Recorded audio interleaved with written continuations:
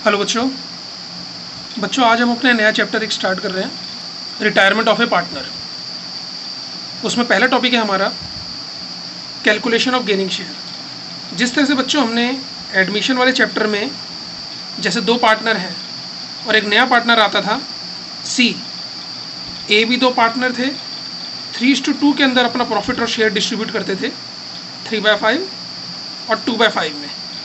सी नया पार्टनर आता था और कहता था भाई मुझे 1/4 शेयर दे दो। तो सी के आने से ए और बी के प्रॉफिट शेयरिंग रेशो में बदलाव हो जाता था। सी नया पार्टनर आया है तो सी के आने से ए और बी को नुकसान उठाना पड़ता था ना। ए भी अपने शेयर में से कुछ ना कुछ देता था, बी भी अपने शेयर में से कुछ ना कुछ देता था। तो ये तो था, हमने एडमिशन वाले चैप्टर में पढ़ा था। तो ए और बी ने जितना अपना हिस्सा त्याग दिया सी के लिए, वो ए और बी का क्या होता था, सेक्रीफाइसिंग शेयर। सी नया पार्टनर आया, तो नए पार्टनर के आने पर ए और बी अपना हिस्सा छोड़ देते थे, त्याग देते थे। तो वो हमने पूरा का पूरा पढ़ा था, sacrificing share, calculation of sacrificing share. और उसके बाद ए बी सी की कैलकुलेशन ऑफ न्यू शेयर। वो हमने पूरा ये सारे के सारा टॉपिक हमने पढ़ा एडमिशन ऑफ ए पार्टनर में। वो भी पार्टनरशिप में ही है, लेकिन वो था admission of A partnership, admission of A partner. यहाँ पे बिल्कुल उसका इन्वर्स है, उल्टा है। यहाँ पर क्या है, ए बी सी तीन पार्टनर हैं, ए बी सी तीन पार्टनर हैं। जैसे मान लीजिए 5, 4, 1 के अंदर अपना प्रॉफिट शेयर बांटते हैं। मान लीजिए बी इसमें से चला जाए तो ए और सी ही तो बचेंगे। पहले जितना भी कमाते थे वो ए बी सी तीनों आपस में बांटते थे। 100 रुपये अगर कमाए तो उसमें से 5/10 हिस्सा ए को मिल जाता था, इसको 4/10 हिस्सा मिलता था और इसे 1/10 हिस्सा मिलता था। यानी कि अगर 100 रुपये कमाए तो 50 रुपये इसके, 40 रुपये इसके और 10 रुपये इसके। अब क्योंकि बी चला गया है, बी के जाने के बाद 100 रुपये की कमाई उसमें तो कोई परिवर्तन आना नहीं। मैं नॉर्मल सर्कमस्टेंसेस की बात कर रहा हूँ, तो कमाई में तो कोई परिवर्तन आया नहीं। तो हुआ क्या कि जब कमाई में कोई परिवर्तन नहीं है लेकिन बांटने वाले पहले 3 थे, अब बांटने वाले केवल 2 हैं, ए और सी।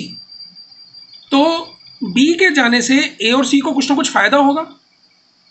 जैसे एडमिशन वाले चैप्टर में सी के आने से ए और बी को नुकसान हो रहा था, यहाँ पर इसका उल्टा है।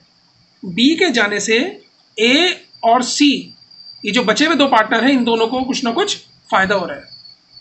तो फायदा कितना हो रहा है, क्या शेयर है उसका, उसके बाद ए और सी का भविष्य में शेयर क्या रहेगा, भविष्य में रेशो क्या रहेगी, वो हम इस टॉपिक के अंदर पढ़ेंगे। तो आपको आई थिंक टॉपिक की समरी समझ में आ गई है।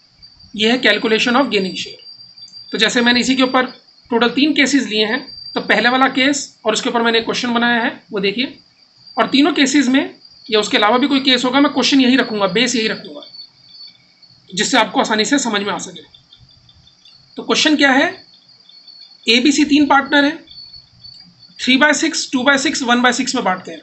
ये 6 कहाँ से आया, 3 और 2 5 और 1 6। तो 3 पार्टनर हैं, 3/6, 2/6 और 1/6 के अंदर अपना प्रॉफिट बांटते हैं। और 31/3/2019 को सी रिटायर हो रहा है। मैंने इसमें सी को रिटायरमेंट करवा दी। तो आंसर में A/B/C 3:2:1। तो 3 और 2 5 और 1 6, ये इनकी रेशियो है, ये इनकी ओल्ड रेशियो है। ओल्ड रेशियो क्यों कह रहा हूँ मैं, क्योंकि अभी पुरानी अवस्था में तो तीनों के तीनों पार्टनर हैं। अब आज क्या हुआ है, सी चला गया, तो जो बंदा जा रहा है उसके ऊपर सर्कल ऐसे डाल दो याद रखने के लिए। तो सी अगर चला जा रहा है तो उसके जाने के बाद क्या हुआ है, उसके बाद कुछ भी नहीं लिखा कि क्या हुआ क्या नहीं हुआ, ये हमें खुद ही कैलकुलेट करना है। मैं बिल्कुल सिंपल केस लिया अभी स्टार्टिंग में। ए बी सी 3 पार्टनर हैं, सी रिटायर हो रहा है इस डेट पर। Find new ratio and gaining ratio of A and B. तो सी के जाने से ए और बी को कुछ ना कुछ फायदा होगा। वो क्या फायदा होगा, जब क्वेश्चन में कुछ भी ना कहे कि इसके शेयर का क्या किया गया, यानी कि ये जाते टाइम कुछ ना कुछ बोल करके गया क्या, क्वेश्चन में कुछ भी नहीं लिखा। ए बी सी 3 पार्टनर हैं, सी जा रहा है, लेकिन सी ने जाते टाइम अपने शेयर का क्या किया उसके बारे में क्वेश्चन में कुछ भी नहीं बता रखा। तो ऐसी अवस्था में हम क्या करेंगे, ये जो ओल्ड है बाद में न्यू भी हम ऐसे ही मान लेंगे 3:2। पहले भी ए और बी 3:2 के अंदर बांटते थे, अब भी 3:2 के अंदर ही बांटेंगे। क्या मतलब, पहले 3:2:1 था, अब 3:2:0 है। क्योंकि इसको तो कुछ भी नहीं मिल रहा, ये तो जा चुका है।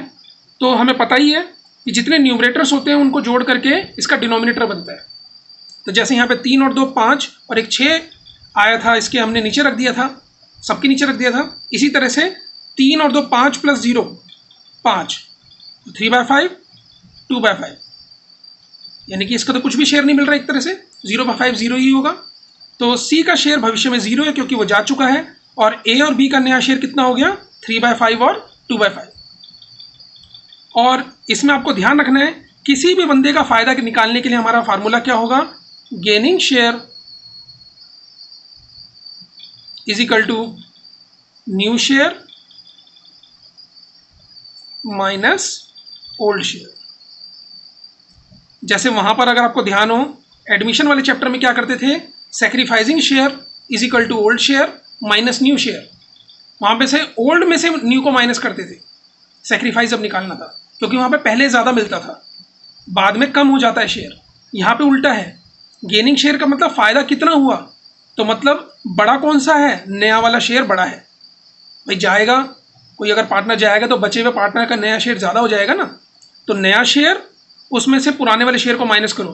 पुराना पहले कम मिलता था, नया अब ज़्यादा मिल रहा है, तो बड़े में से छोटे को माइनस करना है। तो gaining share is equal to new share minus old share. तो फटाफट अब इनका गेनिंग शेयर निकाल लेते हैं, ए और बी का। ध्यान रखना, सी का गेनिंग शेयर नहीं निकलेगा क्योंकि ये तो जाहिर है, इसको तो ना तो कुछ फ़ायदा हो रहा है, नुकसान, मतलब एक तरह से नुकसान ही हो रहा है, क्योंकि पहले मिलता था अब नहीं मिल रहा। तो ए और बी का गेनिंग शेयर निकालेंगे। तो सबसे पहले as gaining share is equal to new share minus old share. New share है इसका 3/5, ओल्ड शेयर कितना था? 3/6। अब इसे मिल रहा है 3/5, पहले मिलता था 3/6।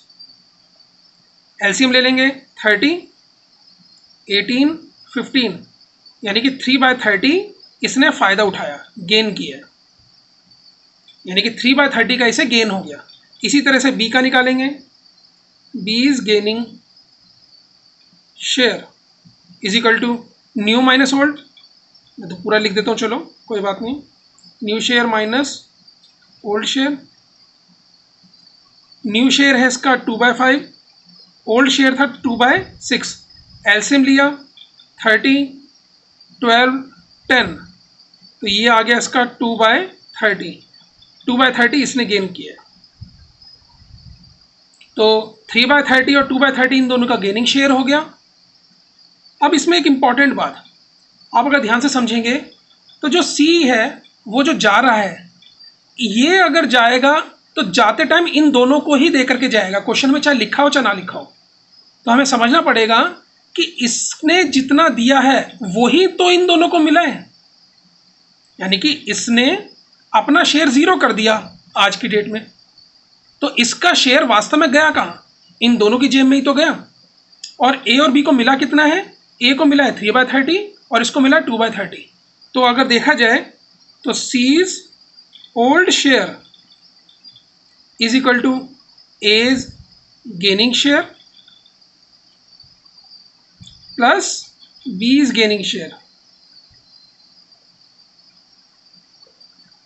सी का वास्तव में जो ओल्ड शेयर है, पुराना शेयर, वो किसके बराबर होगा? जितना आज ए को फायदा हुआ प्लस जितना बी को फायदा हुआ। तो ए को फायदा कितना हुआ है? 3/30 और बी को फायदा हुआ है 2/30। तो आप देख सकते हैं 5/30 और 5/30 को मैं क्या लिख सकता हूँ? 1/6। ये एक्चुअल में सी का शेयर है। तो ए को इतने का बेनिफिट हुआ, बी को इतने का बेनिफिट हुआ, इन दोनों के बेनिफिट को मिलाया तो सी का नुकसान आ गया। सी का नुकसान कह लो या सी का पुराना शेयर कह लो, बात एक ही है। वास्तव में होता भी इकोनॉमी के अंदर भी यही है कि एक व्यक्ति का नुकसान बाकियों के लिए फ़ायदा होता है। तो यहाँ पर ए को मिलने वाला फ़ायदा प्लस बी को मिलने वाला फ़ायदा, इन दोनों के फ़ायदों को जब हमने कैलकुलेट करा तो वो सी के नुकसान के बराबर है। सी का नुकसान मैं इसलिए कह रहा हूँ क्योंकि पहले उसे मिल रहा था, अब उसे कुछ भी नहीं मिल रहा। तो इस तरह से है, ये था हमारा क्वेश्चन नंबर 1।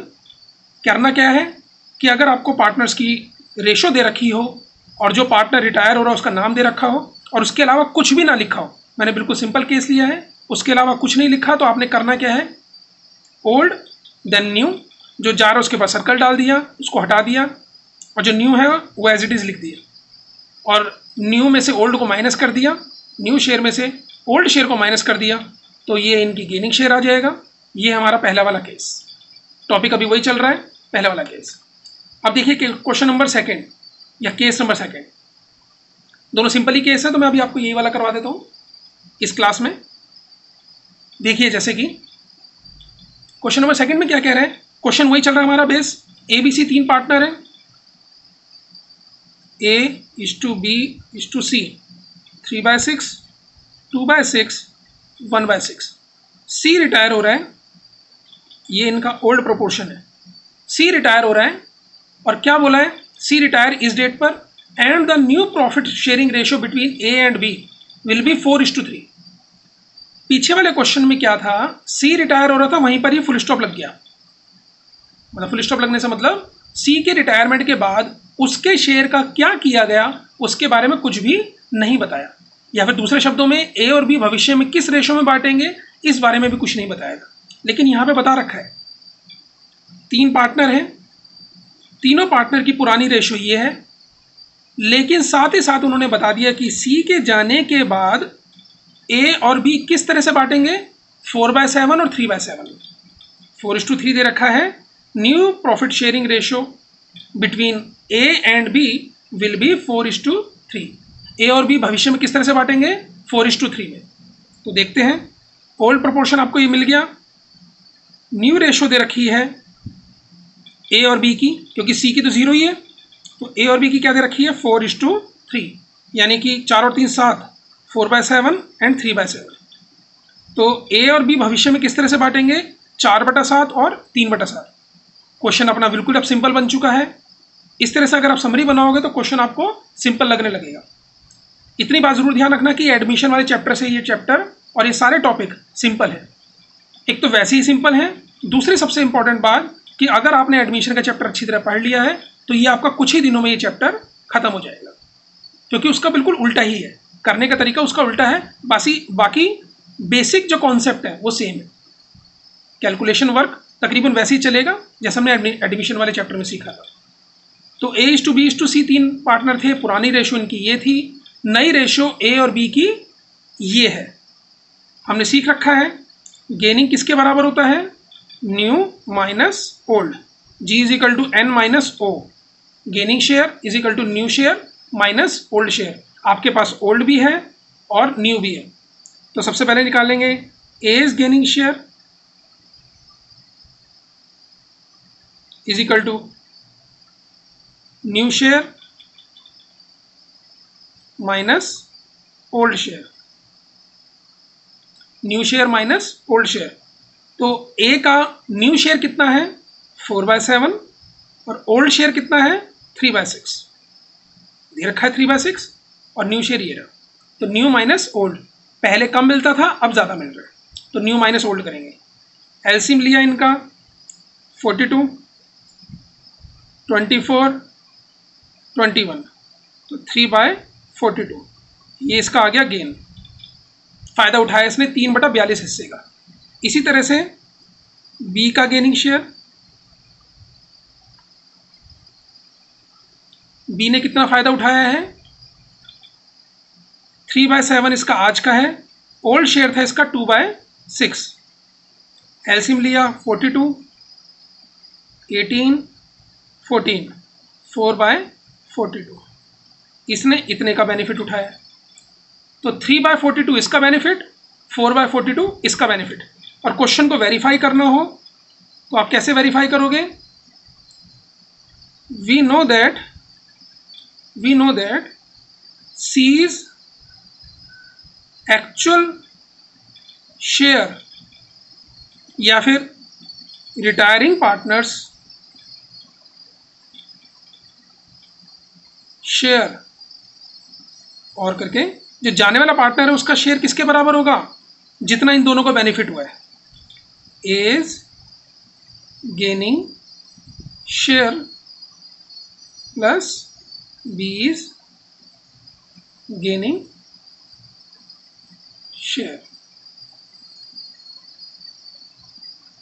तो ए ने कितना गेन किया है, 3/42, और इसने गेन किया 4/42, तो ये हो गया 7/42। 7/42 को मैं क्या लिख सकता हूँ, 7 एकम 7 और 7 छिक 42, 1/6।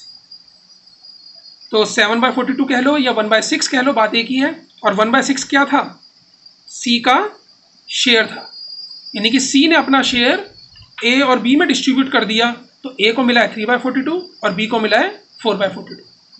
तो एक का नुकसान, इन दोनों का फायदा। तो ए को फायदा हुआ इतना और बी को फायदा हुआ इतना। तो ये थे दोनों सिंपल केस।